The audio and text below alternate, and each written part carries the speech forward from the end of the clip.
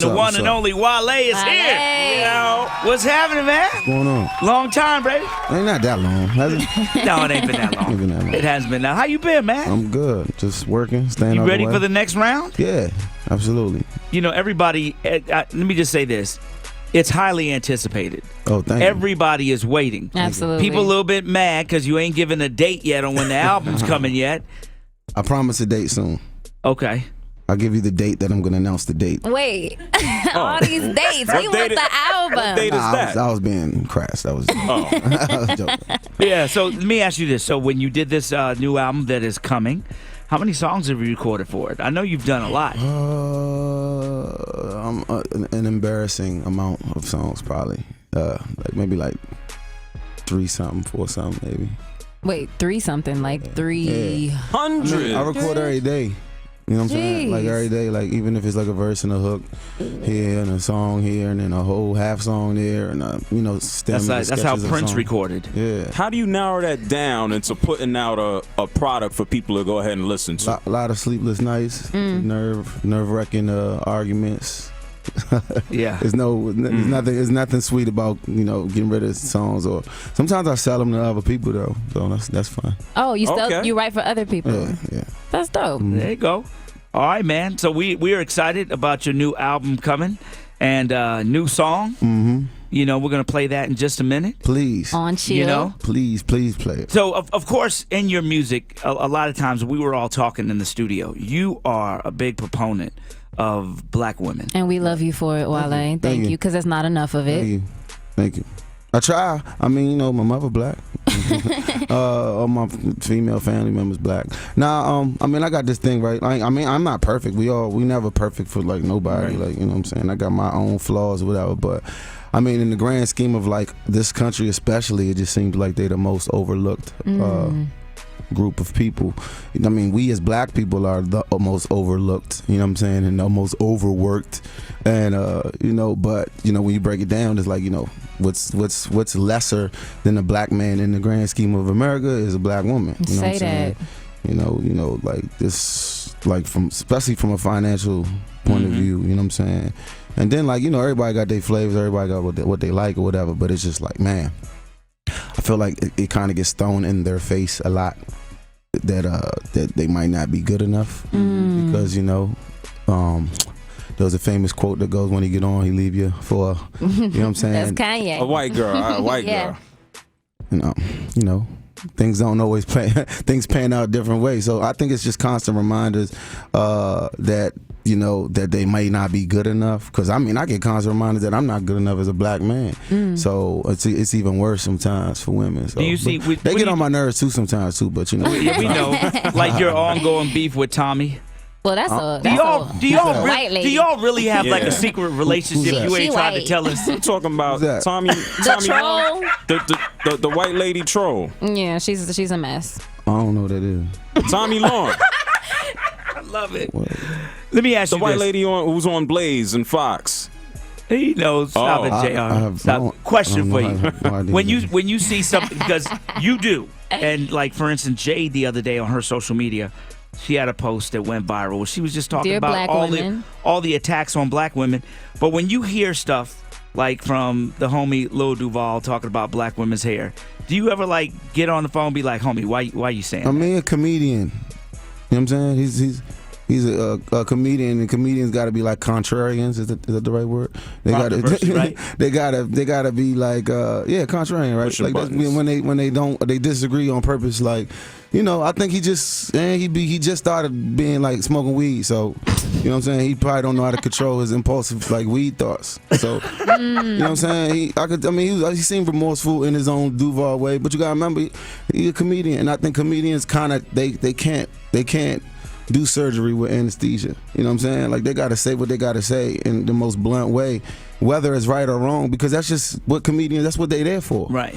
I mean, on a personal level, like it made me like it disgusted me. But I mean, look at any Richard Pryor, Eddie Murphy, like all these people were saying the most offensive things. Like, that's what comedians do. Like, you know what I'm saying? But from a personal level, I just didn't like it. But it's not my taste. But again, a comedian, shock value, But that's why we're grateful to have artists like you to balance out the rhetoric. So thank you, Wale. Shoot, I'm not. I mean, I have my moments too when I say things that you know what I'm saying, or do things. But I mean, because I never want nobody to think that like this is like the prototypical like how you supposed to be like. Because now I got my own things like you know what I'm saying. Like if you love somebody, you love them enough to argue with them too. You know what I'm saying, or not agree with them all the Facts. time. Okay, question for you. So you know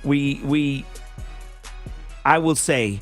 You are one of my favorite lyricists when it comes to hip hop. Did I break it? No, Look, you bought it. You bought it. It's yours now. Yeah, don't. Is it called? Yeah. Okay, don't worry. Let's just do it like this. Okay. Yeah. You're one of my favorite lyricists. Mm-hmm. What is your thought of this debate on this new mumble rap? These guys mumbling instead of rapping. I mean, it's music. You know, I mean, you can't really make out what James Brown was saying a lot of the time. It's Or a feeling. Michael Jackson. It's a feeling. It's just a feeling like. You know, I mean, I can't really knock how nobody make art because art is subjective. Okay. You know what I'm saying? So, I mean, I think mumble rap was kind of like it's kind of like people downplaying what they doing. Like, it's like rock infused. It's very arrangement infused. It's very, the engineers a lot more involved. Like. You know, I don't really call it mumble rap. I think it's its own genre though. But you know, they going off feeling. You know, James Brown had a song when he's just saying please, please, please, please, please, please, please, please, and that please turned into like please, please, please, please for like 2 minutes, and that jump was like quadruple platinum. So, you know, who are we to say? What does Shimon mean? Shimon. You know what I'm saying? So, I mean, they going off feeling. All right. I agree. Man, well, you talk about the mumble rap. Who have been some of your biggest influences? I know you coming out of DC. Who's been some of the people that really moved you in your style? I mean, Black Thought, Jay-Z, Lil Wayne, Lupe, you know, T.I., I mean, Rose, obviously, Young Chris, Beanie Siegel. I mean, you know, just go-go music and it's as a genre within itself is probably the most influential, you know, from Backyard Band and UCB, TCB, TLB, all of those bands. Well, how you feel about that in D.C.? I mean, we hear a lot of stories about the go-go scene and then being in D.C., them trying to shut that down and move certain clubs and things like that. Well, they've been shutting down clubs since the 80s, so that's something we used to. But you know, I think it's just the gentrification and them trying to like, you know, erase our culture a little bit. You know, we took a hard stand on that, and you know, and the result of that is it's been a revival of go-go music. So that's great. Don't mute 100%, 100%. So, like, what is your perfect date? Is it like a chill Netflix and chill I don't situation? even really know anymore. You don't know? I don't know. It's been a minute, but I don't know. Cause then you know it's a lot of variables. It's like okay, my ideal date, like I mean, somewhere that's like quiet, peaceful. Whereas I don't gotta really be like the entertainer or you know do all the things that come with being an entertainer. Then, you know. Somewhere that's serene, you know what I'm saying? But you know, sometimes it sounds like you just trying to get somebody alone to just get them alone, but like, you know what I'm saying? But nah, I mean, you know, just where it's like where the noise is down, and it could be like a loud place, but the noise, like the internal noise is down, and you can just kind of vibe with somebody. And you know, it could be somewhere where you're not even really saying much, but you're just getting that energy, and you're receiving that energy, and you giving yours, you know.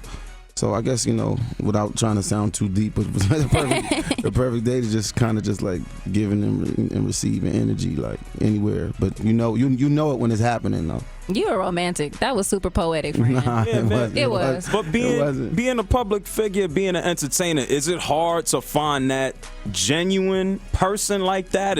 How difficult is that? Yeah, it is. Yeah, I mean, maybe it is for everybody now. But I mean, we got trust issues, and you know, we all, you know, it's just. I mean, it's hard. It's like, I mean, I'm in the place right now. Like, why would I want to deal with anybody who's not on my level on a like a mental level? You know what I'm saying? Like, and I'm not really, we're not tripping off tax brackets and all that other stuff. But like, at least be passionate about your job or have a plan. Like, pretty women with no plan is not a pretty woman to me. To me, say at least that. it don't cost no money to have a plan. It don't cost no. You could be jobless, but you have a plan.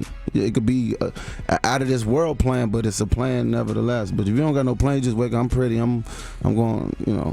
You know what I'm saying? See what happens today. Yeah. A lot of people think they're gonna get by with just being pretty. Yeah. How was because a lot of people. People do, and there's no. I ain't knocking that hustle either, but that's just not my cup of tea. Like I don't know. You gotta spend time with people to, like to be around somebody that thinks like that is detrimental to my growth. Nina just alluded that was gonna be my next question. She asked you, how has your daughter changed your life? Wow. I thought I was sensitive before. Man, occupies a lot of like my goals, modify like a lot of things that I wanted to do and how I wanted to do them. But I got a super soft spot now. Like it's just even softer. Like that's like one of the only things that can really, really, really hurt me for real. Like anything like with my daughter, like. Yeah, be careful in the studio. Nina had a baby. I just had a baby. Can you believe Frank it, bro? just had a baby, like be a careful little baby. I don't know if it's the look at man. Whoa. Why you laughing at Frank? Because he know me. But yeah, it's crazy. So I can understand. I could change my life. Yeah, it did. Having a daughter, like look at the world just like totally different. Yep. All right, one more subject that I got to ask you because my man Rich, who's our engineer, he came over from DC. He came from PGC. Okay. Yeah, and my question to you is, what's gonna happen with them Redskins this year, bro? Oh. Come on now, you the biggest hip hop Redskin fan in the world. We're gonna play all of our games, and we're gonna play good, and we're gonna see what happens. I know I just came from the camp; they look good, but I know every team look good in camp. So we're gonna play good. Now you got ready, a different. For everybody listening, I want everybody to know Wale has a different perspective. Not only is he a huge Redskins fan, but if he had stayed with it, he could have been a Washington Redskin. Is that so? Come on, dude. You had like 3 college scholarships. You was like the man. Come on. I'd have been stopped playing if I was playing still, though. I'd have been stopped playing when that movie came out. Oh, what, concussion? Really? I already be losing my keys, man. Like, so I'm like, you know what? I'm good on football. Okay. I appreciate the sport. I miss it, but yeah. Nah. Yeah, he was a beast. Yeah. Nah. He We gonna was a stick beast. to watching it now. No, like though. Wale was the star. We gonna do. We gonna Yeah, do he flag, was like, take it, flag take it football. to the house. We gonna do flag football though. Flag football. I might join a flag football league. Okay. Yeah. We got to see that Redskins got a black quarterback. We got to see him get some burn, though. Let's get it. We got to see the next I don't want him to go in when he's not ready or the team ain't ready. You know what I'm saying? We have offensive line problems right now, but with Trent. I don't want to bore everybody listening who's like offensive line. That's what black quarterback. I'm just confused. I understand the demo right now. So, but okay. No, I wouldn't put him behind too early. We won't see him win, though. All right, We all Wale. want to. We all want Okay, I'm asking you one more time. A date for the album.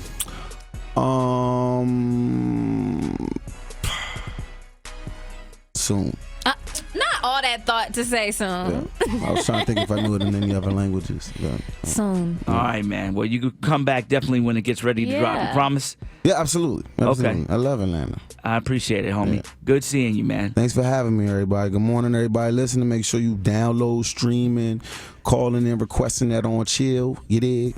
All right.